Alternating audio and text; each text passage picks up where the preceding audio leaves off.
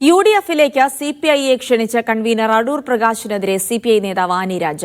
സിപിഐയുടെ ചരിത്രം അറിയാത്തതുകൊണ്ടാണ് ഈ നടപടി. വരുന്ന തെരഞ്ഞെടുപ്പ് നേരിടാൻ വിശ്വാസമില്ലാത്തതുകൊണ്ടാണ് മുന്നണിയിലേക്ക് പുതിയ പാർട്ടികളെ തേടുന്നത്.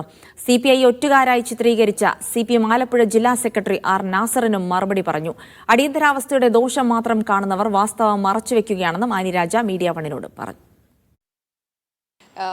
വസ്തുതകൾ അറിയാമെങ്കിലും അത് ബോധപൂർവം മറച്ചു വെച്ചുകൊണ്ട് ഇങ്ങനെ ഒരു പ്രയോഗം നടത്തിയാൽ അതുവഴി ഇടതുപക്ഷ ജനാധിപത്യ മുന്നണിയിൽ എന്തെങ്കിലും കുഴപ്പങ്ങൾ ഉണ്ടാക്കാനോ അല്ലെങ്കിൽ ഇളക്കം വരുത്താനോ പറ്റുമെന്നാണ് അദ്ദേഹം കരുതിയ ഒരു പ്രയോഗം നടത്തിയതെങ്കിൽ അത് ഈ CPIയെയും ഇടതുപക്ഷ മുന്നണിയെയും അതിനെക്കുറിച്ച് അറിവില്ലാത്തത് കൊണ്ടുള്ള അറിവില്ലായ്മ കൊണ്ട് വന്ന ഒരു കാര്യമാണെന്നാണ് എനിക്ക് പറയാനുള്ളത്.